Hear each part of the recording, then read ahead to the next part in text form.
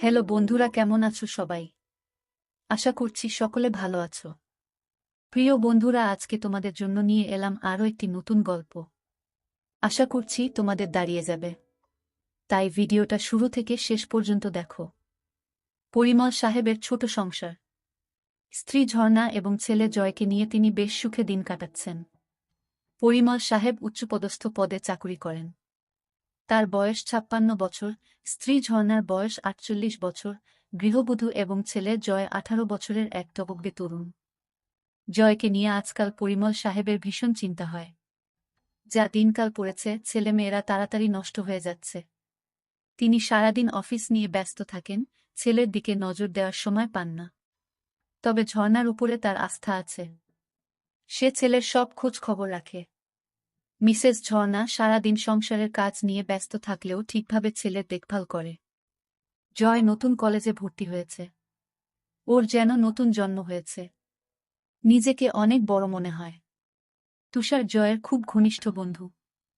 সে জয়ের সাথে অনেক আড্ডা দেয়। বান্ধবীদের নিয়ে অনেক ধরনের চিন্তা করে। তবে সবচেয়ে ভালো লাগে ভূগোলের ম্যাডামকে। জয় জানে ম্যাডামকে নিয়ে এসব চিন্তা করা অন্যায়। কিন্তু ওর মন মানে না। ম্যাডামের বয়স আনুমানিক ৪৫ বছর হবে। বেশ লম্বা। ভূগোল ম্যাডামের ক্লাস শুরু হবার আগে জয় প্রতিদিন কলেজের করিডোরে দাঁড়িয়ে থাকে।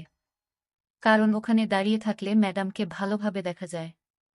ম্যাডাম যখন হাঁটেন তখন তাকে দেখতে অনেক সুন্দর লাগে। আজকে জয়ের মন ভালো নেই। রাতে ওর স্বপ্ন হয়েছে। এটা জয়ের কাছে নতুন নয়। এর আগেও হয়েছে। কিন্তু আজ স্বপ্ন ভূগোলের ম্যাডামকে নিয়ে হয়েছে।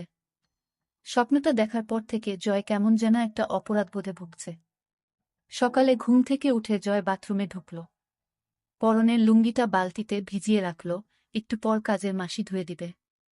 জয় ঠিক করল আজ আর কলেজ যাবে না। এমন সময় জয়ের মা ঝর্ণা জয়ের রুমে ঢুকল। জয়কে বলল, আজকে কলেজ যাবি না? জয় উত্তর দিল না, মা, শরীরটা ভালো লাগছে না। জয়ের মা বলল, কেন বাবা, কি হয়েছে? জয় বলল, না মা, তেমন কিছু নয়। জয়ের মা আর কথা বাড়াল না। সে বলল, ঠিক আছে, আজ আর কোথাও যেতে হবে না। টেবিলে খাবার দিচ্ছি, তুই খেতে আয়।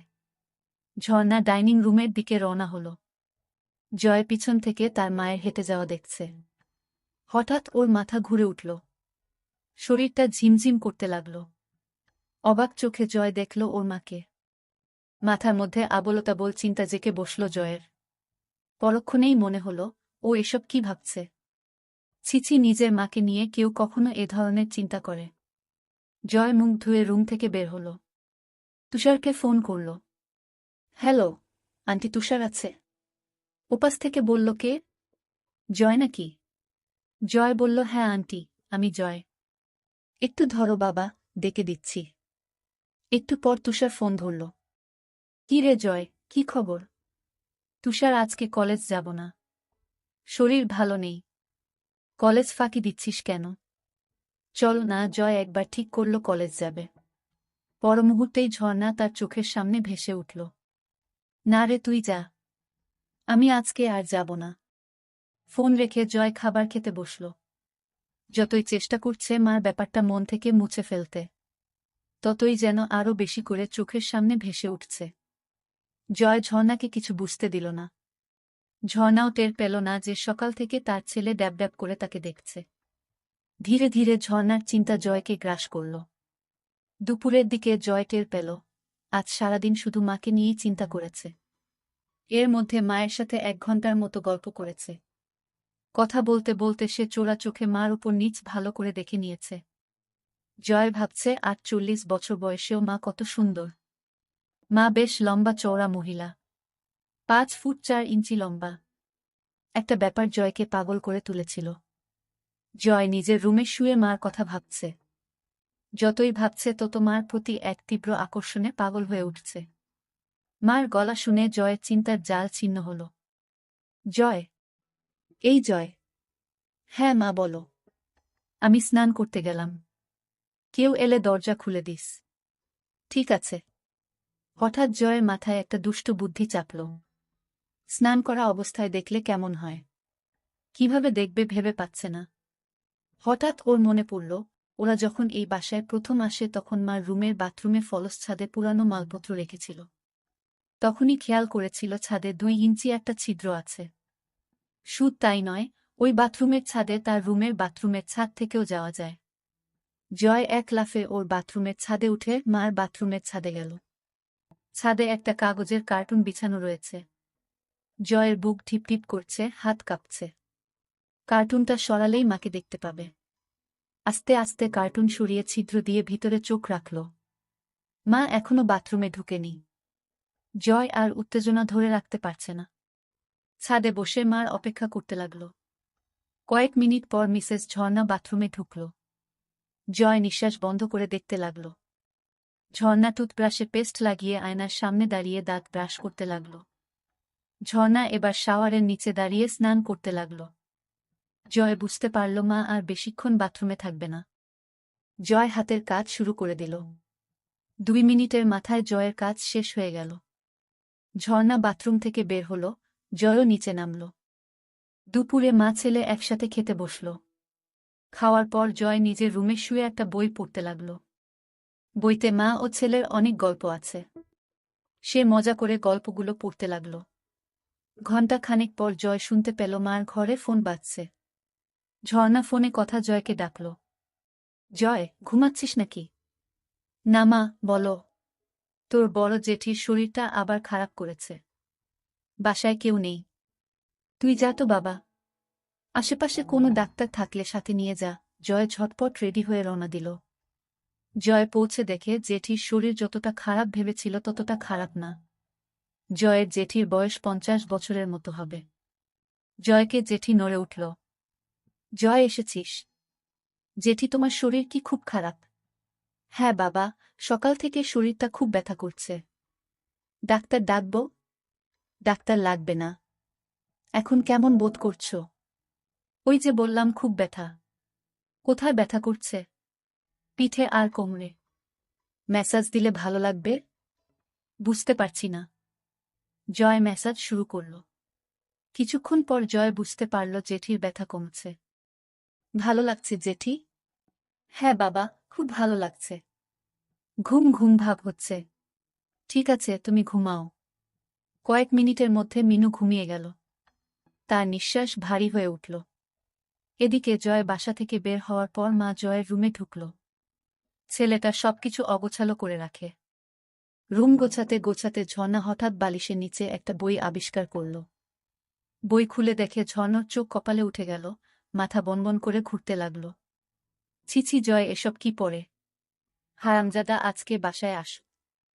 পিঠের চামড়া তুলে ফেলব। ছিছি জয়, এত নিচে নেমে গেছে।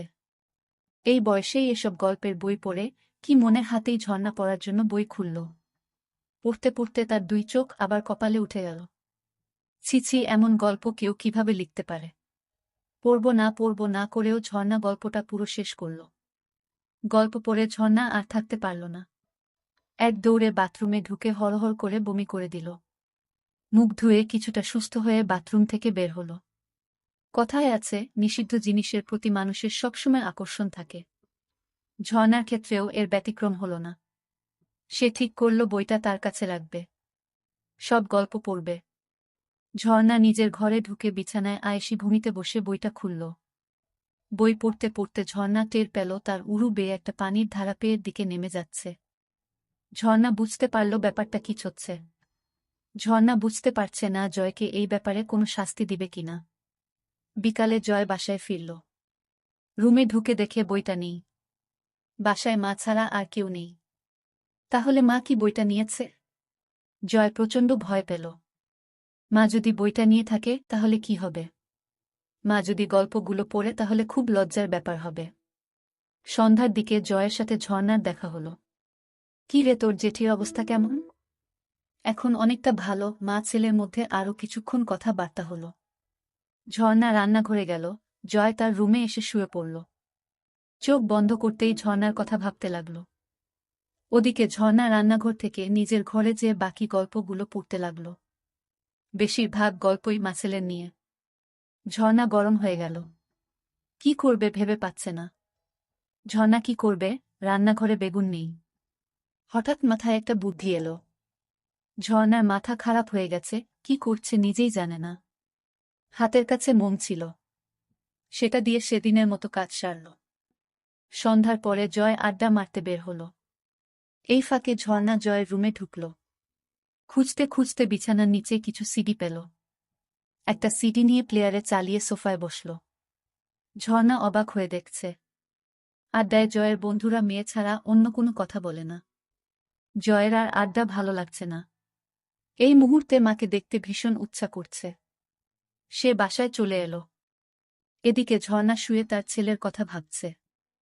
মুহূর্তেই আবার ভাবছে, ছিস ছিস, নিজের ছেলেকে এসব কি ভাবছি। ধীরে ধীরে জয়কে নিয়ে তার ভাবনা প্রখর হতে লাগল। পরিমল সাহেবের বয়স হয়েছে, এখন আর আগের মতো ঝর্ণাকে তৃপ্তি দিতে পারে না।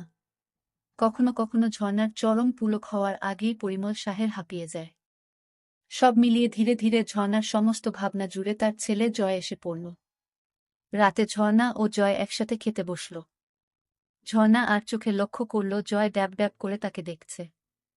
মাঝরাতে জয়ের ঘুম ভেঙে গেল।